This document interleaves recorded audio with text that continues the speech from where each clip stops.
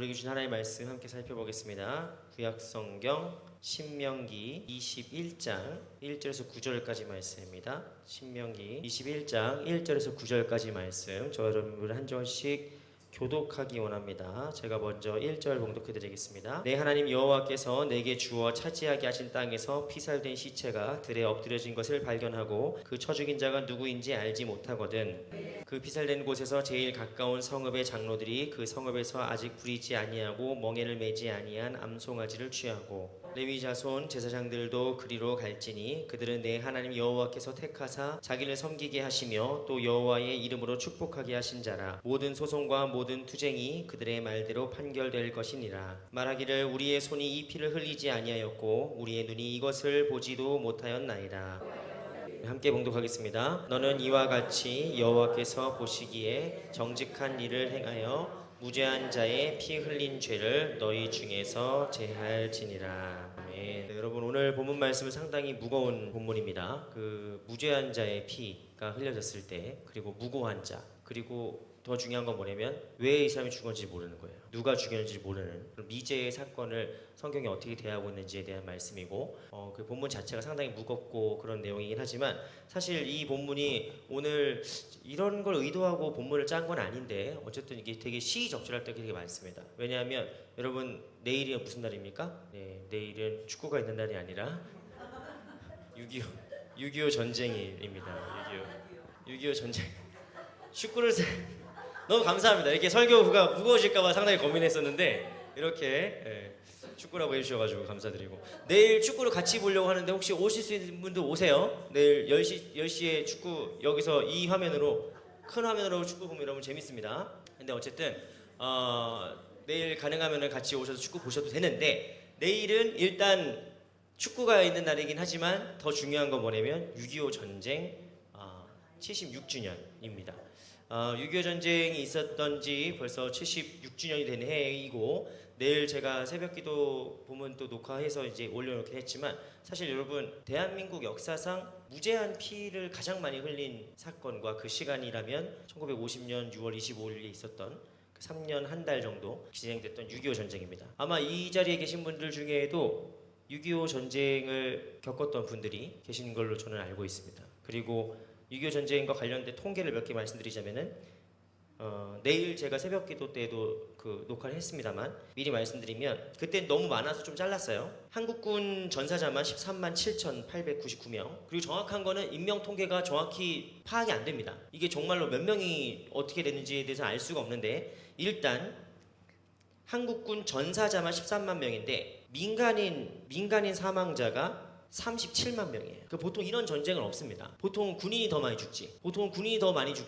민간이 더 많이 죽은 전쟁은 흔치 않아요. 그만큼 북한이 기습적으로 갑자기 이제 남침하면서 이제 전쟁이 시작된 것이고, 어쨌든 뭐 남북한 합산 사망과 실종을 추정하면은 이게 정확한 숫자가 나오지 않기 때문에 약 300만 명에서 600만 명을 추산하고 있습니다. 300에서 600만 명. 그래서 내일 제가 새벽기도 때는 500만 명 정도로 얘기했고, 500만 명 정도가 죽거나 다친 그런 사상자이고, 이 6.25 전쟁 이후로 이산 가족이 몇만 명 발생한 줄 아십니까? 1,000만 명이 발생해요. 1,000만. 근데 당시에 남한의 인구가 3천만 명이라고 하는데 3분의 1이 사실상 뭐 죽거나 헤어지거나 뭐 이렇게 된 거고, 그 다음에 3천만 명 중에 사망자만 10%, 그 나라의 10%가 죽은 이 사건이죠. 되게 비극적인 사건이고, 그래서 한마디로 지금 우리가 살고 있는 이 여기에 살아있는 우리 모두는 다 6.25 전쟁과 직간접적으로 다 연결되어 있습니다.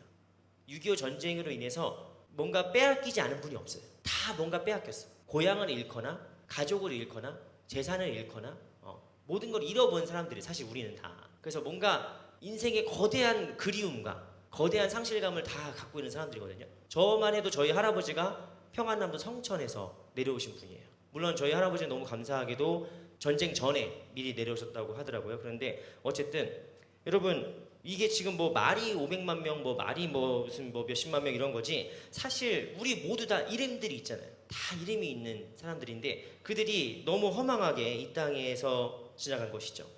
6.25뿐만 아니라 사실 여러분 2014년도에 어떤 일이 있었습니까? 세월호 참사가 있었죠. 세월호 참사가 있었고, 2022년도에 이태원 참사가 있었습니다. 제가 아는 권사님 중에 한 분이 사위가 퇴근길에 이태원 참사에 말려서 압사돼서 죽었어요. 제가 그 장례식장도 갔다 왔는데 그 뭐랄까 말을 못합니다. 거기 가서 도대체 무슨 설교를 할 수 있으며 내가 거기서 무슨 기도를 할 수 있나. 그래서 그 참혹한 어떤 그 사고와 그 사건들을 보면서 사실 아무리 목사하고 아무리 그래도 좀 사실 쉽지 않죠. 그래서 사실 여러분 이런 큰 사고들이 있으면은 세계 어디나 그렇게 큰 사고가 있으면 많은 사람들이 충격에 받습니다. 충격에 빠지고 어떻게 해야 되는지 막 다들 걱정하고 불안하고 그런 마음이 드는데 이게 동시에 어떻게 되느냐? 점점점 이 사건에 대한 책임 소재로 넘어가요. 이게 누구 때문이냐? 누구 탓이냐? 그 이게 뭐 정부 탓이다 뭐다 하면서 막 끝없이 책임이 누구냐? 이런 걸로 계속 이 사건이 이게 나오기 시작합니다. 그럼 사람들이 그렇게 이 사건을 통해서 뭐가 되냐면은 이 사건 자체가 정치화돼 버려요. 그래서 이 사건을 언급하는 순간 뭔가 진영이 나뉘어지고 그걸로 사람들을 색깔로 이렇게 판단하게 되는 거예요. 그래가지고 이렇게 아픈 사건인데 이게 점점점 책임에 대한 소재의 문제랄지 점점점 이 아픔이 강화되면서 나중에는 야 얘기하지 마라. 뭐죠? 연민피로라고 합니다. 연민피로. 그치 불쌍하지.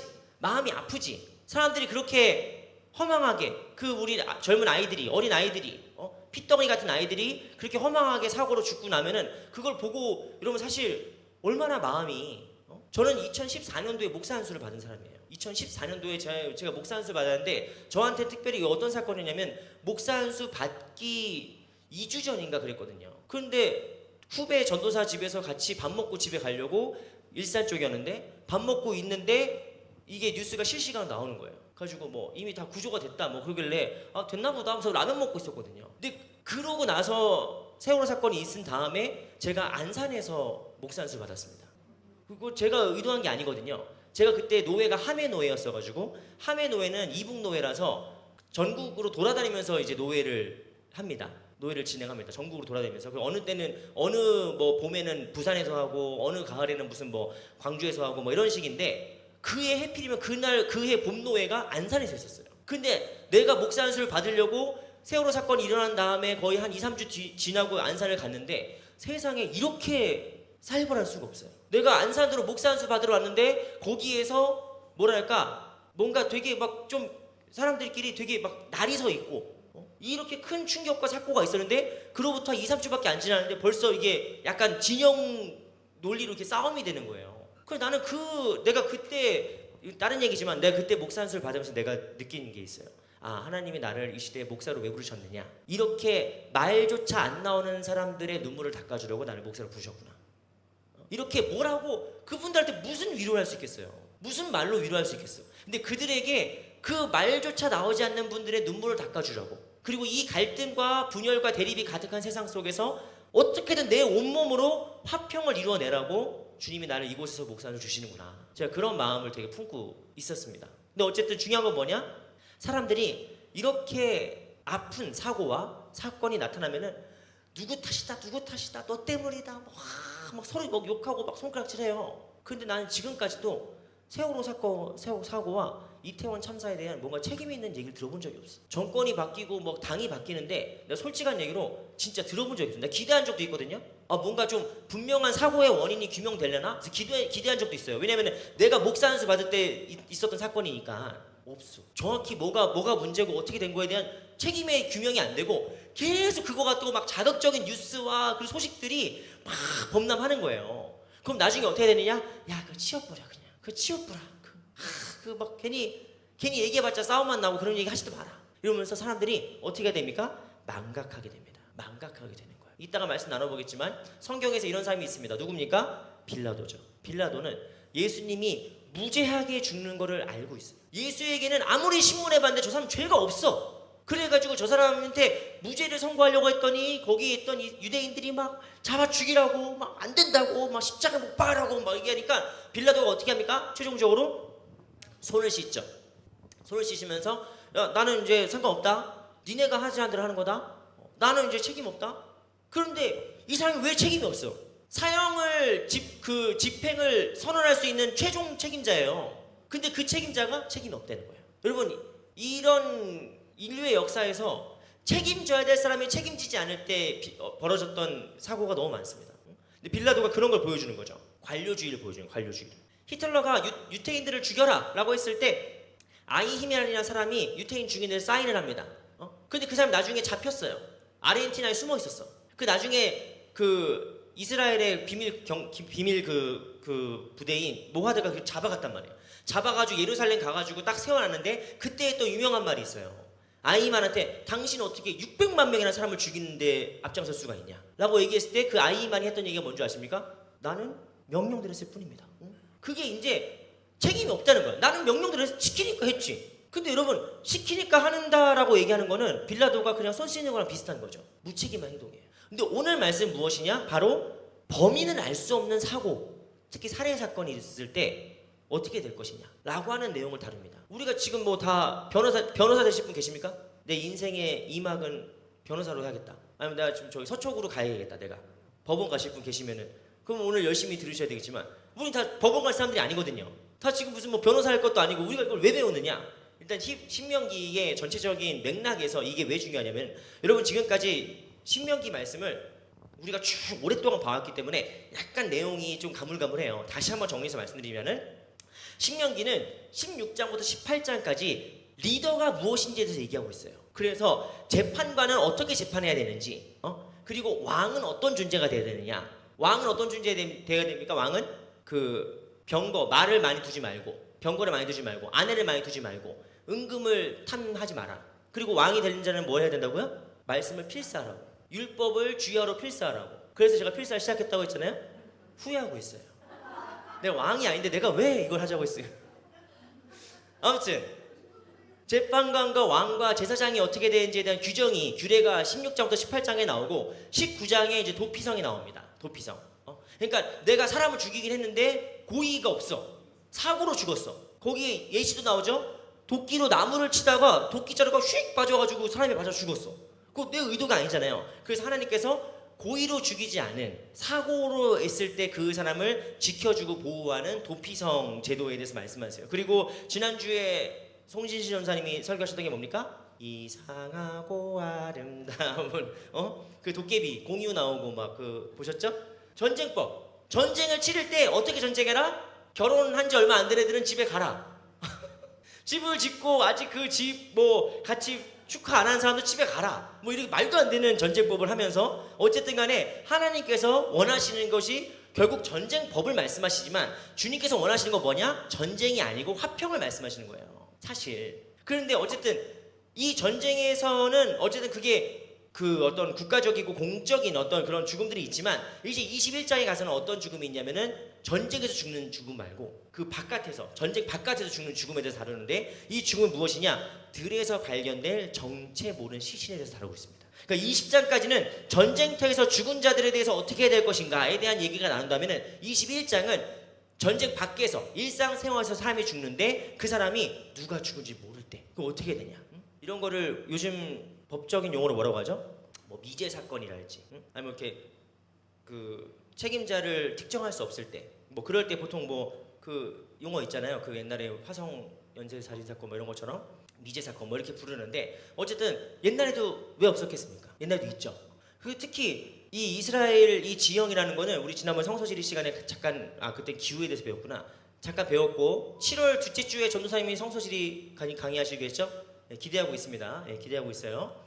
이스라엘의 지리를 보면은 위에 이제 갈릴리 지역과 이렇게 해안 소위 말해서 그런 그 갈릴리 호수 그쪽을 중심으로 하는 이 지역이 있고 밑으로 쭉 내려가면은 이 사마리아 산지 지역이 있고 그 다음에 유대 광야예요. 네게브라고 불리는 여기는 진짜로 쥐두새도 모르게 사람이 어떻게 될 수 있는 그런 곳이고 이제 사해를 지나서 예루살렘과 그 밑으로 내려가는 거죠. 근데 어쨌든 이 이스라엘 땅에서 사람이 죽으면은 이거는 뭐 찾을 도리가 없죠. 제가 그 2007년에서 8년까지 1년 동안 호주에서 오스트레일리아에서 워킹 홀리데이로 1년 정도 있었는데 제가 호주에서 있으면서 그런 거 많이 느꼈죠. 여기서 사람이 죽어도 쥐두새도 모르게 갈 수 있구나. 여러분 호주가 남한의 몇 배 큰 줄 아십니까? 호주가 40배? 호주가 남한보다 땅덩어리가 몇 배 클까요? 77배가 큽니다. 그러니까 한국이 남한이 이만하면은 호주, 오스트레일리아가 이만해요. 여기에서 제가 있을 때만 해도 2007년도만 해도 진짜 여기 시드니, 여기 멜버른 뭐 이렇게 있거든요. 여기만 가도 전화가 안 터져. 전화가 안 터져. 나는 뭐 미국이 호주보다 더 크나? 모르겠어요. 난 미국 안 가봐서 모르겠는데 어쨌든 조금만 가도 전화가 안 터져. 남한보다 77배가 큰 땅인데 여기 인구가 몇 명이다? 2천만 명이다. 2천만 명. 우리는 남한, 호주의 77분의 1이잖아요. 우린 여기 몇만 명이다? 인구가? 5천만 명이지. 그러니까 여러분 5천만 명이 사는 데나 5천만 명이 사고 찌찌 먹고 막 사는 데나 이 넓은 땅덩어리 2천만 명밖에 안 사는 데나 이게 사회적인 이 시설과 시스템 자체가 너무 열악해요. 부족한 게 많아요. 어쨌든 중요한 건 뭐냐면은 여기에서 누가 죽어도 전혀 어색하지 않아요. 근데 내가 워킹홀리데이에서 농장에서 일해가지고 농장에서 일한 돈으로 중고차를 사가지고 여기서 여행을 떠났어요. 여행을 떠났는데 차가 퍼졌네. 그때 죽음의 공포가 1시간 동안 있는데 아무도 안 지나가요. 고속도로에 그 2차선 고속도로에 1시간 동안 차 한 대도 안 지나가. 근데 참 감사한 게 거기는 이게 너무 일상적이라서 그런지 몰라도 깜빡깜빡 켜놓고 있잖아요. 그럼 뒷차가 우웅 오다가 멈춰 돌아옵니다. 무슨 일이냐고. 왜냐면 너 여기다 죽어. 잘못하면 죽어.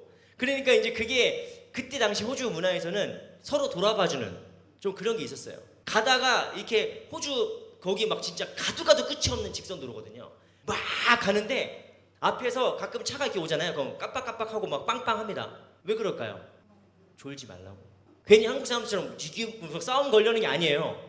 졸릴 시간이니까 졸지 말라고 막 깜빡깜빡하고 막 빵빵하고 그러는 거예요. 어쨌든 여러분 지금도 이런 뭐 호주랄지 미국이랄지 큰 땅덩어리 있잖아요. 아프리카랄지 이런 데서 사람이 죽은데 왜 죽었는지 모르는 사고들이 많아요. 우리가 대한민국에 살면서 참 감사한 것 중에 하나가 뭐냐면은 대한민국 강력범죄 검거율이 90%가 넘습니다. 이건 대단한 나라예요. 일본하고 대한민국은 진짜 세계에서 손꼽히는 나라예요. 강력범죄 검거율이 90%가 넘는 나라에 우리가 살고 있으니까 이런 거에 대해서 우리가 잘 몰라. 그런데 지금 뭐 호주, 미국, 어디 뭐 중동, 아프리카 이런 데 가잖아요. 누가 왜 죽었는지 모르는 진짜 쥐도새도 모르게 죽는 경우가 있죠. 자, 그런데 하나님께서는 이 땅에서 피가 흘려진다면 함께 말씀 먼저 보겠습니다. 21장 1절 말씀 함께 보겠습니다. 21장 1절 말씀 함께 봉독합니다. 시작. 내 하나님 여호와께서 내게 주어 차지하게 하신 땅에서 피살된 시체가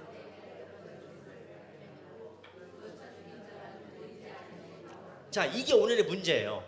그 땅에서 누군가 죽었는데 그 쳐 죽인 자가 누군지 모른다. 이게 오늘의 문제인데 여기서 땅이라는 게 중요한 거예요. 왜? 하나님은 이 미제 사건, 미제 사고 자체에 관심이 있다기보다 하나님이 관심 가지는 건 뭐냐? 그 땅이죠, 땅.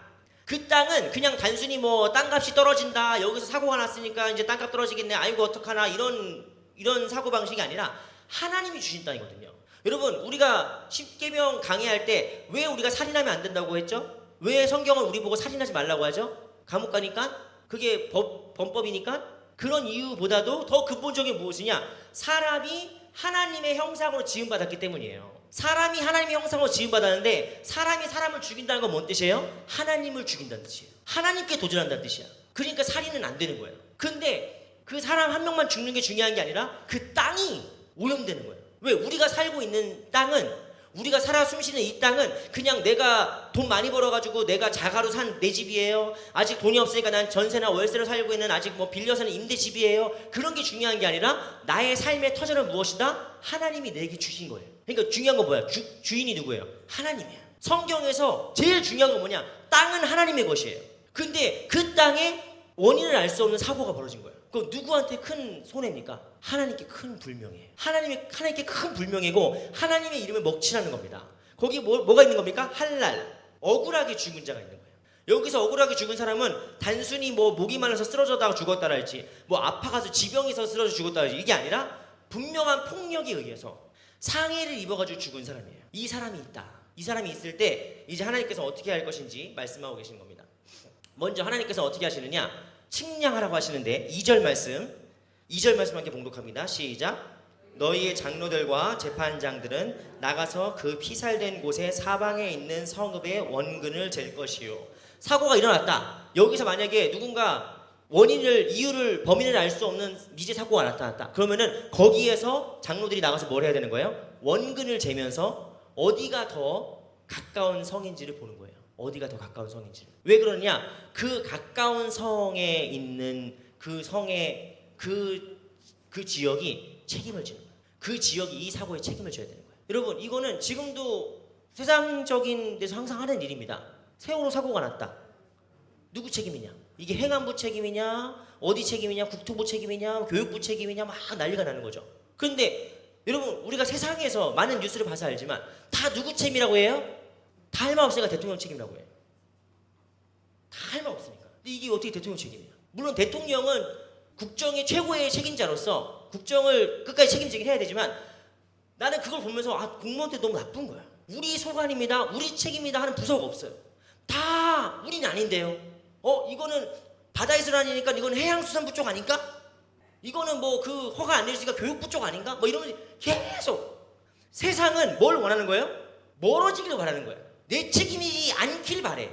이게 내 책임이 아니길 바래. 뭐합니까? 제일 중요한 건 뭐예요? 책임을 회피하는 거예요. 그 내가 우리나라 청문회를 보면서 배운 이 언어적인 스킬이 있어요. 그게 뭘까요? 기억나지 않습니다. 기억나지 않습니다. 그때 뭐라고 지시하셨습니까? 기억나지 않습니다. 내가 저렇게 명답이 있구나. 기억나지 않습니다가 뭔 뜻입니까? 내 책임이 아니라는 얘기야. 모른다는 책임이 져야 됩니다. 모른다는 걸 증명해야 돼요. 근데 기억이 안 난다도 어쩔 거야. 그 나중에 사실 밝혀지면 이제 기억났대. 여러분, 이게 소위 말해서 행정적인 용어고 이게 법적인 어떤 자세죠. 책임을 지면 안 되니까. 근데 하나님께서 뭐라고 하세요? 반드시 책임지라고 하세요. 그 책임은 어디에 있다? 그냥 누가 가장 가까이 있는가. 누가 이 사고에서 가장 가까이 있는가. 그게 하나님 보실 때 제일 중요한 책임이에요. 내가 사람 죽였습니까?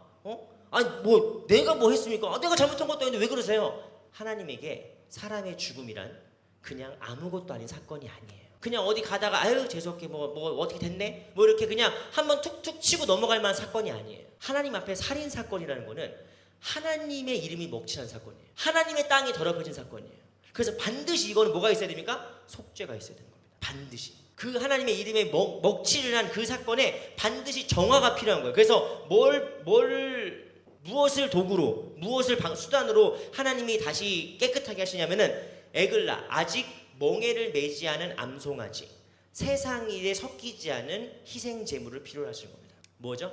제일 깨끗한 거, 제일 깨끗한 거. 다른 목적과 다른 수단으로 한 번도 쓰이지 않았던 거. 가장 깨끗한 암송아지를 가지고 이 송아지를 죽임으로써 피로 그 무죄한 피를 덮는 거예요. 피로 속죄를 일으키는 거예요. 그리고 어디서 제사를 드리느냐? 물이 항상 흐르고 갈지 않은 골짜기. 말씀 한번 읽어보겠습니다. 말씀 읽겠습니다. 일단 우리 4절 말씀, 3절 4절 말씀 함께 봉독하죠. 3절 4절 말씀 시작.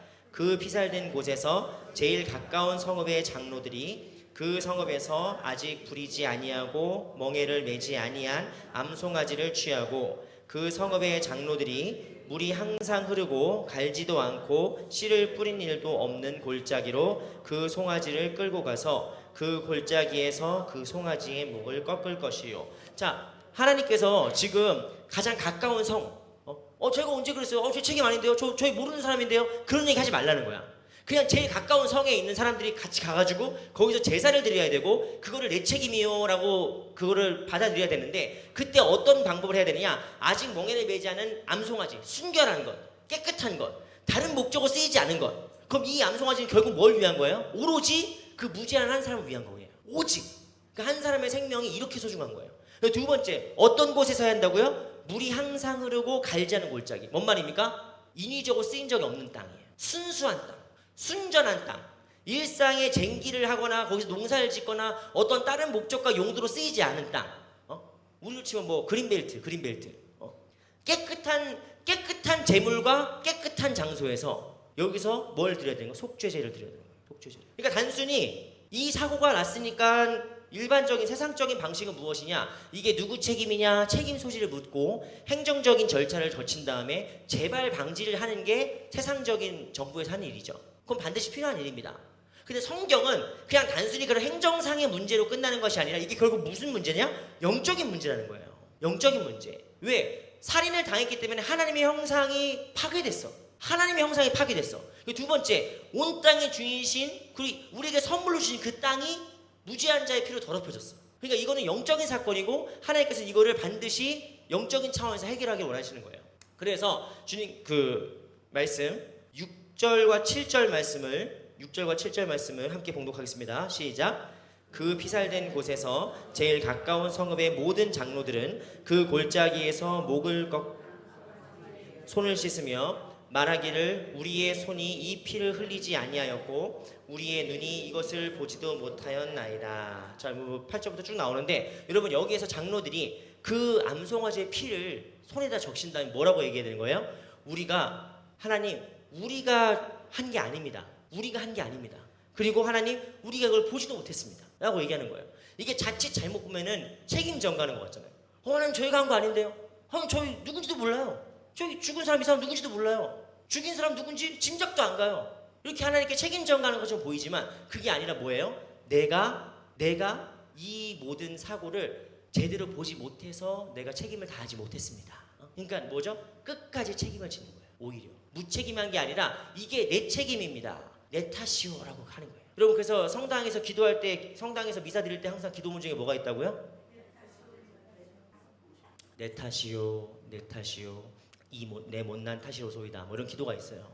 제가 옛날에 매일 묵상 때도 한번 그 말씀 드렸었는데 전 처음에 이게 뭐 내 탓이야? 세상에 이런 게 왜 내 탓이야? 저 사람이 저렇게 잘못된 건데 이게 왜 내 탓이야? 제 탓이지? 대통령 탓이지? 이게 정부 탓이지? 정권 탓이지? 맨날 손가락질하고 욕했어.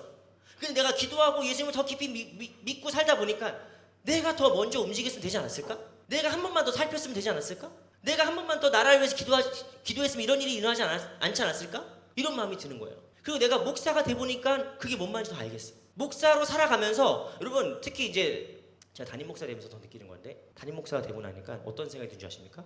여러분이 감기 걸려도 내 탓 같아. 누구 권사님 뭐 아프셔서 병원 갔다? 다 내 탓 같아. 내가 기도를 못해서 그런가? 내가 능력이 없어서 그런가? 여러분 그래서 내가 존경하는 은사님 한 분한테 담임 목사가 된다는 게 어떤 건가요? 라고 했더니 그분이 나한테 그러셨어요. 박동영 교수님이 나한테 뭐라고 하셨냐면 담임 목사란 무한한 책임을 가진 존재다. 무한한 책임. 응? 그냥 다 내 탓 같아. 저 사람이 아픈 게 다 내 탓 같아.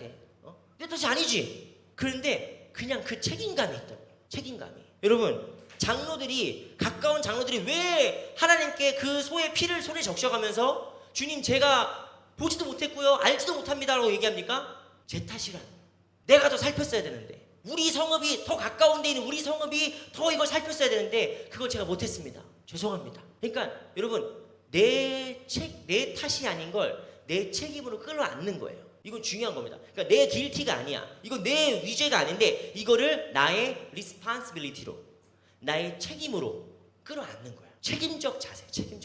이게 그 요나스인데 한스 요나스인가 아무튼 요나스가 얘기한 책임윤리입니다. 책임윤리. 자, 근데 우리가 같이 아까 다시 말씀 보죠. 성경을 보면은 예수님이 십자가에 달리실 때 빌라도가 어떻게 했느냐? 손을 씻어요. 근데 이 손 씻는 행위와 이 피를 적시는 행위가 뭐가 다르냐? 첫 번째, 손을 씻는 행위는 물에다가 손을 씻는 건 뭐냐? 나는 책임 없다는 거예요. 나는 모른다? 야, 내가 죽이자고 했냐? 니네가 죽이자고 했다? 이렇게 손 씻는 거예요. 두 번째, 뭐죠? 여기에는 희생이 없어요. 여기는 그냥 물만 쓰고 물만 쓰고 그냥 땡이. 근데 빌라도가 왜 나쁜 놈이냐? 자기가 책임져야 될 때 자기가 자기의 직위를 걸고 자기의 목이라도 걸고 저 무죄한 사람을 살려줘야 되는데 재판관이 그냥 파퓰리즘에 따라서 사람들이 요구하니까 사람들이 막 목소리 높이 주장하니까 그냥 난 모르겠다 이런 거예요. 그리고 거기에는 아무런 희생도 없어요. 오히려 희생하지 않으려고 하는 정치인만 있을 뿐이에요. 대한민국이 왜 힘드냐? 희생하지 않으려는 정치인들이 있어서 그래요. 교회가 왜 힘드냐? 희생하지 않으려는 목회자가 있기 때문이에요. 뭐 다 마찬가지예요. 어쨌든 그런데 성경이 말하는 건 뭐냐? 손 씻는다는 건 그냥 나는 책임 없어요? 라고 무책임하게 얘기하는 게 아니라 거기에 뭐가 있습니까? 반드시 희생이 있는 거예요. 무죄한 암송아지. 무죄한 암송아지의 피가 있는 것이고 두 번째 아무것도 쓰이지 않는 땅. 깨끗하고 순결한 땅. 그 땅에 오히려 그 피가 쏟아지는 거죠. 그 뭐예요? 희생이에요. 희생이. 그리고 그 피가 우리와 무관하지 않다. 이게 결국 누구의 탓이다? 나의 책임이다. 라고 하는 게 바로 성경이 말하는 그 책임 윤리의 기본적인 자세인 것입니다. 여러분 이사야 1장 15절 말씀인데 함께 읽어보겠습니다. 이사야 1장 15절 말씀 시작. 너희가 많이 기도할지라도 내가 듣지 아니하리니 이는 너희의 손에 피가 가득함이라. 자, 우리가 이 말씀을 보고 남유다 사람들이 사람을 많이 죽였나 보다. 라고 생각하시는 분이 계시면 여러분 아니에요. 뭐 사람이 뭐 사람을 뭐 이렇게 죽여. 전쟁도 아니고. 응? 왜 하나님께서는 이때 당시에 남유다 사람들에게 너희들의 손에 피가 가득하다고 얘기하실까요? 이게 어떤 피입니까? 무죄한 자들의 피예요. 그런데 하나님께서 이스라엘 백성들을, 남유다 백성들을 지금 꾸짖으시고 징계하시고 이렇게 책망하신 이유가 무엇이냐? 너희는 다른 사람들의 희생을 무관심하다는 거야. 너희는 다른 사람들의 아픔에 무관심하다는 거예요.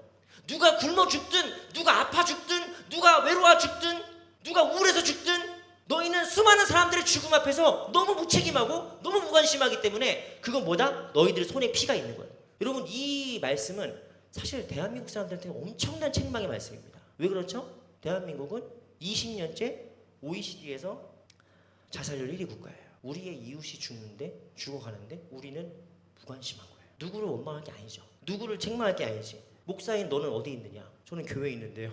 그럼 주님께서 뭐라고 하실까요? 약하고 게으른 종아 말씀하시죠. 약하고 게으른 종아. 사람들이 죽어가는데 넌 여기 뭐 하고 있는 거야? 그럼 주님께서 뭐라고 말씀하세요? 너희가 많이 기도할지라도 내가 듣지 않을 것이다. 주님 저희가 언제 교회 빠진 적 있습니까? 주님 저희가 언제 11조 안 드린 적 있습니까? 종교적인 행위를 다 했는데 왜 기도 안 들어주십니까? 너희들은 무관심하니까. 너무 명백한 거예요. 하나님 보실 때. 교회 공동체가, 하나님의 공동체가 억울한 죽음을 외면하면 그 공동체 손에 뭐가 있는 겁니까? 책임이 있는 거예요. 그 책임을 다하지 않는 교회는 하나님께 버림받게 됩니다. 이건 넘어갈게요. 자, 어쨌든 결국에는 구약 제사에 있는 모든 것들은 결국 누구에 대한 표상이냐? 예수 그리스도에 대한 표상이에요. 억울하게 죽는 사람이 왜 없겠습니까? 고의로 나쁜 마음으로 죽인 게 아니라 사고가 났고 갑작스럽게 그게 돼가지고 그거 사람이 무슨 수로 그걸 다 막아요. 그런데 그런 모든 책임이 있을 때마다 암송아지 희생하고 가까운 성읍을 측량하고 이런 것들은 결국 다 뭐예요? 결국에는 그림자, 표상일 거예요. 표상.